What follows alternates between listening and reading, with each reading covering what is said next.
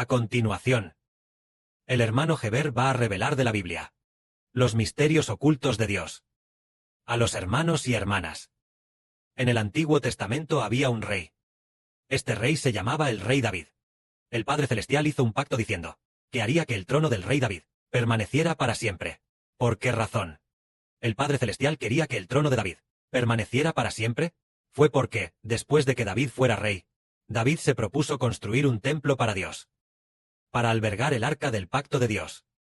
Entonces Dios, debido a que David tenía tal determinación, hizo un pacto para que el trono de David permaneciera para siempre, haciendo que sus descendientes reinaran de generación en generación.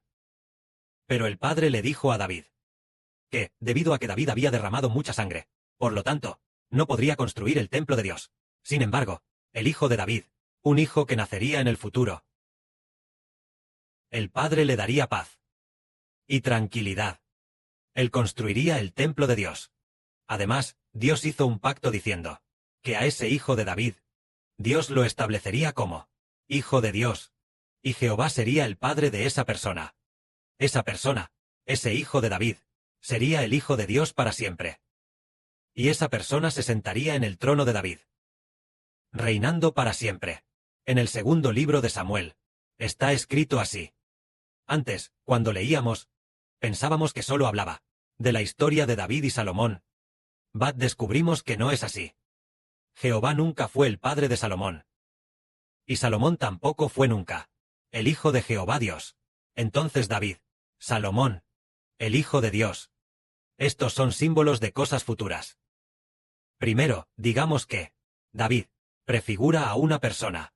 Esta persona es la que dijo de sí misma: yo soy la raíz de David. Y su descendencia, la estrella resplandeciente de la mañana.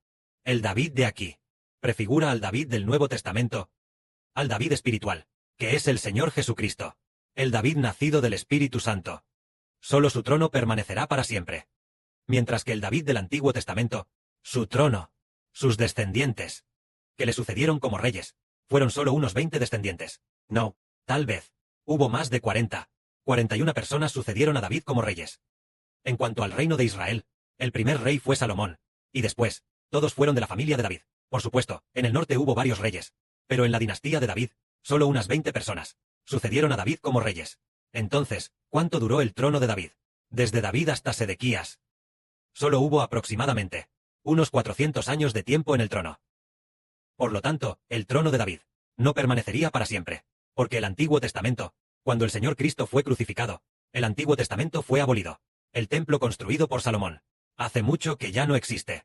Así que, dado que David quería construir el templo, y Dios, debido a la construcción del templo, haría que su trono permaneciera para siempre. Entonces, ¿qué pasa con el trono de David? El Antiguo Testamento fue abolido. Y Salomón, el descendiente de David.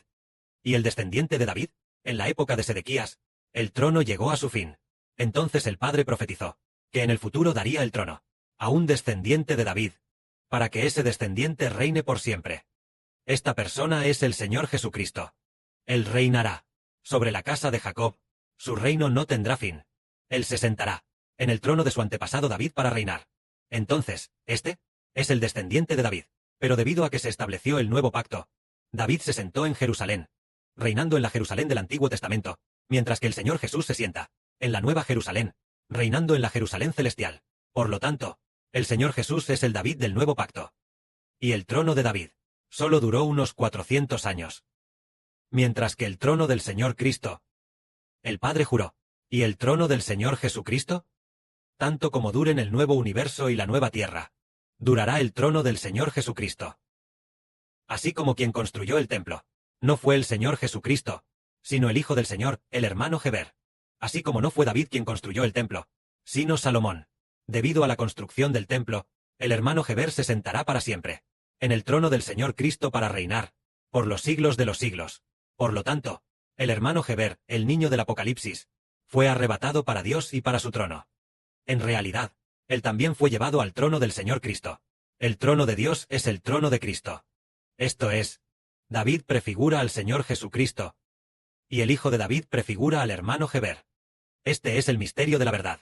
Que la gloria sea para el Padre y el Señor. Amén.